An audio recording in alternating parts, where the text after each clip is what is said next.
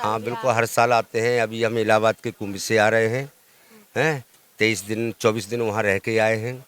हैं उड़ीसा में कितने दिन रहोगे? यहाँ का अभी माहौल आपको कैसा लगता हमको यहाँ का माहौल सबसे अच्छा लगता है, क्योंकि उड़ीसा एक भारत की आत्मा है। आपको मालूम हो या ना हो, इसमें संस्कृत बोली जाती है और उड़ीसा राज्य है वैसे हिंदू राज्य है पूरा। क्योंकि हमने ये देखा है हर जगह एक राजधानी में 10 मस्जिद बनी होगी, लेकिन आपके यहाँ सिर्फ एक ही मस्जिद बनी है पुरानी वाली। समझ रहा है अगर गहराई से देखा जाए। और ये भी देखा जाए कि यहाँ सबसे बड़ा सतयुग ये भुवनेश्वर, ये सतयुग का नाम है। क्यों है? 52 शक्तिपीठ में से जो भुवनेश्वरी माता शक्तिपीठ है ना, तो ये सतयुग का है ये भुवनेश्वर का नाम। ये कुछ नया नहीं है, बहुत पुराना है। सतयुग से जुड़ा हुआ वही खंडगिरी है जहाँ देव साधु ऋषि मुनि महात्माओं की तपोभूमि है। इसका रियल राज ये है। जैसे कोणार्क मंदिर हुआ, जगन्नाथपुरी, तो ये अभी अपना कलयुग में अभी नया मंदिर है। मैंने कलयुग में आया, त्रेता युग से शुरुआत ख़त्म हुआ, कलयुग लगा, तब ये अपना कृष्ण भगवान का मंदिर बना है। लेकिन जो भुवनेश्वरी माता है, जो 52 शक्तिपीठ में से एक पीठ है, वो सतयुग की है। है? सबसे बड़ी बात है ये जो तंत्र मंत्र साधना यहाँ पे होगा, कितना मतलब देखो, लोगों के ऊपर हमारा कहने का मतलब है ये आदमी के माइंड पे डिपेंड करता है। जैसे मान के चलो, आपने गुटखा खाया तो गुटखा का नशा आपको आएगा, इनको नहीं आएगा। अगर जो जैसा मन अन्न खाएगा उसका वैसा मन होगा। हैं तंत्र साधना और मंत्र साधना उसी को प्राप्त होती है जो अच्छी, उसका मन शुद्ध होता है।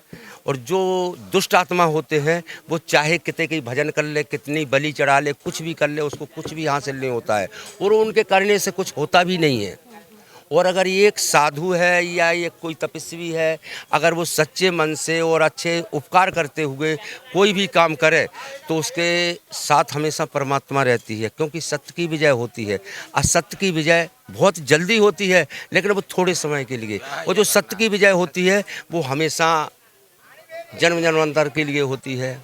सबको अध्यात्म की चिंतना के साथ रहना चाहिए या नहीं? है अध्यात्म की चेतना के साथ रहना चाहिए या नहीं? किसके साथ? आध्यात्म की चेतना के साथ नहीं, नहीं, चेतना के साथ रहना चाहिए। क्योंकि जो साधना होती है, जो ध्यान होता है, अगर आप कोई भी करे, अनभिक करे, दुष्ट करे, कोई भी करे, उसको तुरंत असर होगा। अब जैसे हम हवन करते हैं, कोई भी हमारे साथ में 108 आहुति देखे उससे तुरंत जो है नेगेटिव ऊर्जा भागेगी, पॉजिटिव आएगी। उसको खुद पता चल जाए, कैसे ही पाखंडी हो वो कह के हमें ऐसा नहीं लग रहा है, लेकिन उसको लगेगा। क्योंकि उसमें जो है शक्ति डाली जाती, जो हमारे गुरुजी ने शक्ति दी है, वही शक्ति आपके ऊपर हम जो है मतलब देते हैं, और वो अच्छी होती है कि नेगेटिव भागती है, पॉजिटिव आती है। आप जैसे ध्यान करो, ओम का जाप अभी 108 बार करिए, आंख बंद करके। आप पहले लगेंगे छोटी होती जा रही, प्रकोप बहुत विशाल हो गई। और अगर आपकी कुंडली जागृत हो गई तो आप यहाँ से साधना करेंगी तो उस तरफ का देख सकते हैं। ठीक है। लेकिन क्या है, ये इसका जो है लोप होता जा रहा है। क्यों होता जा रहा है? क्यों ये जो सनातन धर्म है, तो जहाँ से दिन उगता था और जहाँ डूबता था वहाँ तक हिंदू साम्राज्य दिखाई देता था। आज अपने हिंदुओं में क्या है, वो पूछते बाबा क्या है, बाबा तू कैसा है, बाबा तू कहाँ से आया है, कुछ कहते। क्योंकि आजकल राजनीति खेली जा रही महात्माओं के साथ में हैं। और जो संसारी लोग हैं वो इतना राजनीति खेलते हैं कि जो अच्छा साधु हैं उनको भगाना चाहते हैं। जो वो पैसे वाले, जो ऐसे ही काम करने वाले हैं, उनको रखने की कोशिश की जाती है। हैं अब इसका उदाहरण तो नहीं है, समय आने पे हम ये बात आपको और इसका आगे हम बताएंगे, भाई से देंगे।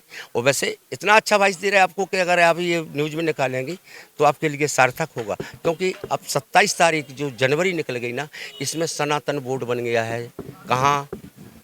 कुंभ में। अब जितना सनातन की जिम्मेदारी हो गई वो नागा साधु के ऊपर हो गई।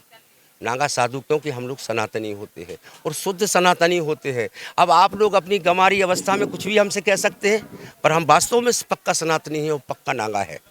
ऐसा नहीं है, कच्चा नहीं है, पक्का है, संस्कार है। हाँ पक्का। क्योंकि हमको सन 2018 से आ रहा है। तो सन 2018 में हम 1 महीना रुके थे, जब यहाँ लाइट था, ना कुछ था, ना कोई धुआं लगता था, यहाँ साला कुछ भी नहीं था। फिर 19 में रुके थोड़ा बहुत, यहाँ एक थोड़ा सा एक टपरिया पड़ी थी हरिओम बाबा की, हम नहीं जानते थे ये कौन है क्या है, क्योंकि हम तो नए थे।